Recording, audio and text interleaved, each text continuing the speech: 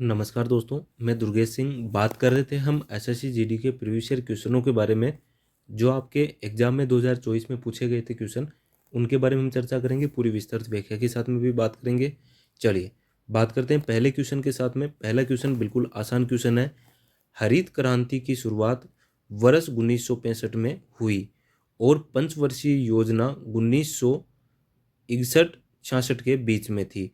तो आप सभी को पता होगा, हरित क्रांति के बारे में हम बात करें तो हरित क्रांति की शुरुआत कब हुई थी? तो आप बोलोगे सर ये होती है अपने 1965 को होती है। कब होती है? 1965 को। ठीक है। उस टाइम अपनी कौन सी पंचवर्षीय योजना चल रही थी? तो आप बोलोगे सर उस टाइम हमारी जो पंचवर्षीय योजना चल रही थी वो तीसरी पंचवर्षीय योजना चल रही थी। ठीक है ना, इंपॉर्टेंट है, काफी बार क्वेश्चन पूछा जाता है। बताइए हरित क्रांति के जनक कौन है? तो आप बोलोगे सर MS स्वामीनाथन भारत में है। कौन है? MS स्वामीनाथन। ठीक है ना, सभी को याद भी होगा। चलिए अगला हम बात करते हैं नेक्स्ट क्वेश्चन के बारे में। अगला क्वेश्चन है हमारा, जब राज्यसभा के सभापति का पद रिक्त हो, जब क्या हो? राज्यसभा का सर सभापति। अच्छा, राज्यसभा का सभापति कौन होता है? तो आप बोलो सर उपराष्ट्रपति होता है। कौन होता है बताइए? उपराष्ट्रपति। आप सभी को पता भी होगा, तो आप बोलो सर बिल्कुल पता है। पद रिक्त होता है। पद क्या होता है? तो आप बोलो सर रिक्त है। तो उनके कर्तव्यों का पालन निम्न में से किसके द्वारा किया जाएगा? सर उपराष्ट्रपति यानी राज्यसभा का सभापति होता है। सभापति नहीं होगा तो उपसभापति होगा। उपसभापति बताइए कौन है? तो आप बोलो सर राज्यसभा का उपाध्यक्ष। कौन होगा? राज्यसभा का उपाध्यक्ष होगा। ठीक है ना, आंसर कौन सा हो जाएगा अपना? बिल्कुल पहला आंसर बिल्कुल सही आंसर है। ठीक है ना। चलिए अगले क्वेश्चन के बारे में हम चर्चा करते हैं। नेक्स्ट क्वेश्चन हमारा क्या है? भारत में 11वीं पंचवर्षीय योजना की समयावधि क्या थी? भारत में 11वीं पंचवर्षीय योजना की समय अवधि के बारे में आपसे पूछा है। सर टोटल कितनी है? तो आप बोलोगे सर 12 है। पहली कब से थी? 1951 से 56 तक थी। 1951 से 56 तक थी। ठीक है ना। चलिए 11वीं के बारे में हम बात करें उससे पहले 12वीं के बारे में चर्चा करें। सर 12वीं कब? तो 2012 से लगा के 2017 तक थी। ठीक है ना। तो आप बोलोगे सर 2012 से पहले थी। तो आप बोलोगे सर बिल्कुल 2007 से लगा के 2007 से 2012 तक थी। ठीक है ना। तो ये आपकी 11वीं पंचवर्षीय योजना हो गई। तो ये पहली हो गई, ये आपकी 11वीं हो गई और ये आपके 12वीं हो गई। याद रखना है। ठीक है ना। चलिए बिल्कुल आसान क्वेश्चन था। नेक्स्ट क्वेश्चन के बारे में हम चर्चा करते हैं।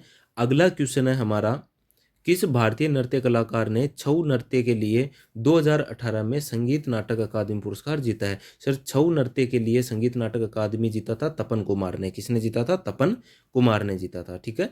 चलिए नेक्स्ट क्वेश्चन, हॉर्नबिल उत्सव कहाँ का है? तो आप बोलो सर नागालैंड का है। कहाँ का है बताइए? तो आप बोलो सर नागालैंड का है। ये तो सभी को पता है। तो आप बोलो सर बिल्कुल नागालैंड का है। हॉर्नबिल महोत्सव कौन सी जनजाति के द्वारा किया जाता है? यही क्वेश्चन आपसे पूछा गया है। निम्न में से कौन सा मूल जनजाति अपनी संस्कृति और परंपरा का प्रदर्शन करती है? कौन है? तो आप बोलो सर नागा जनजाति है। कौन सी जनजाति हो जाएगी? नागा जनजाति है। आ जाइए अगले क्वेश्चन के बारे में। भारत के उत्तर पश्चिम में निम्नलिखित में से किस देश की सीमा लगती है? सर ये अपना प्यारा सा भारत है। ठीक है, ये अपना क्या है? तो आप बोलो सर ये अपना प्यारा सा भारत है। ठीक है। चलिए अब हम चर्चा करते हैं इसके बारे में। भारत के बारे में देख रहे हैं तो यहाँ से देखिए ये प्यारा सा क्या है? तो आप बोलो सर भारत है।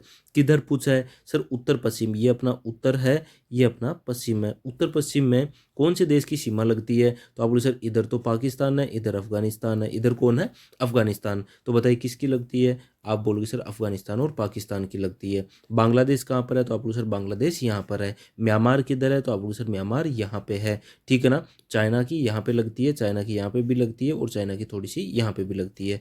इधर कौन है? तो आप बोलो सर नेपाल और इधर कौन आ जाएगा? भूटान आ जाएगा। चलिए ये आप सभी को याद है तो आप बोलो सर बिल्कुल। चलिए अगले क्वेश्चन के बारे में हम चर्चा करते हैं।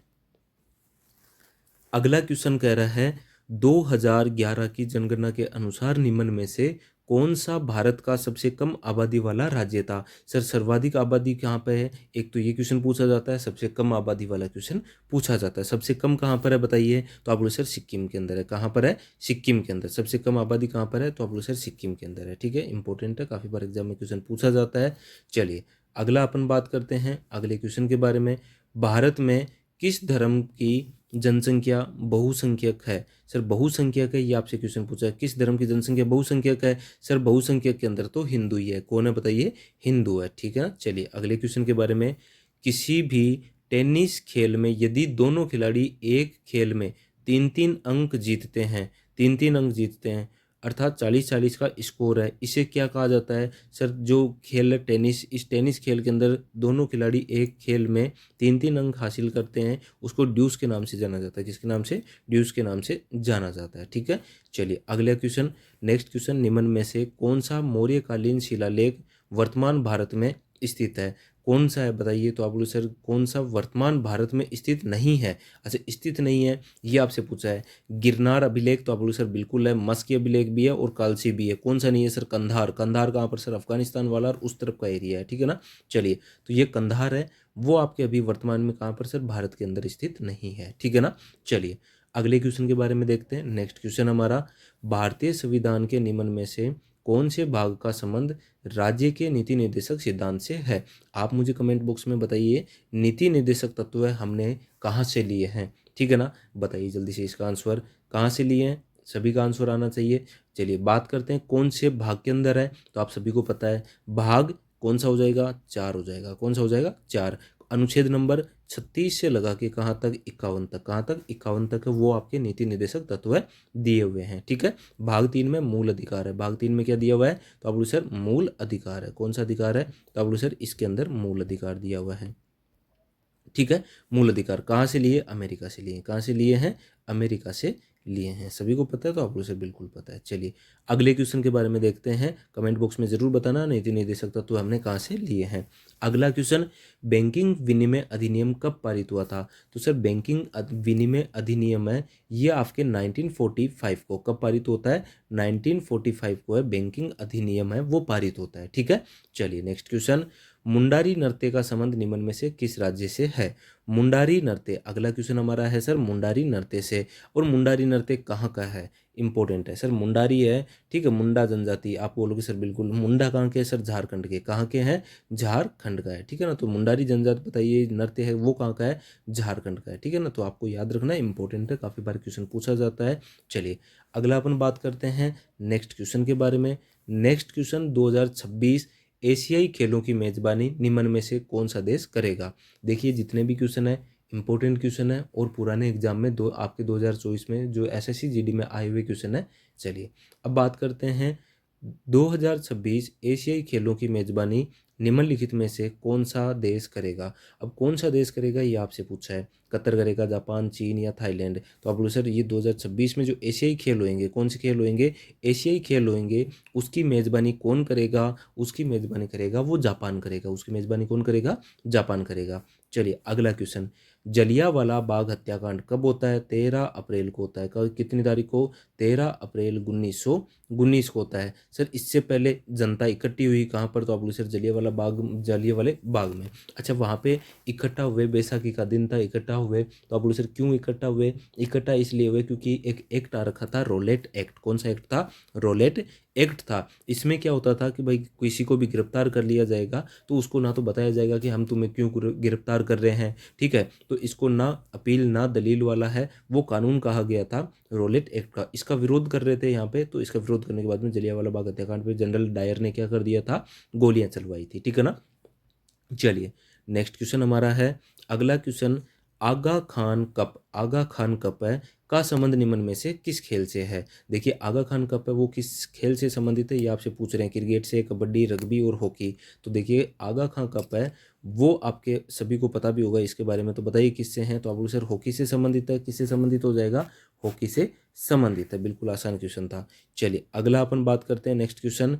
अगला क्वेश्चन है 1866 में एक अंग्रेज वैज्ञानिक जॉन न्यूलैंड ने तत्कालीन ज्ञात तत्वों को, ठीक है, ज्ञात तत्वों में व्यवस्थित किया। जॉन न्यूलैंड, ठीक है, न्यूलैंड के अष्टक नियम था। तो आप लोग सर बिल्कुल न्यूलैंड का कौन सा नियम है? अष्टक नियम के नाम से भी जाना जाता है। ठीक है, कैसे इसको किया था? तो आप लोग सर परमाणु द्रव्यमान को बढ़ते हुए क्रम में, बढ़ते हुए परमाणु द्रव्यमान को, बढ़ते परमाणु द्रव्यमान। आंसर नंबर चौथा बिल्कुल सही आंसर होगा। ठीक है ना, इंपॉर्टेंट करना न्यूलैंड का।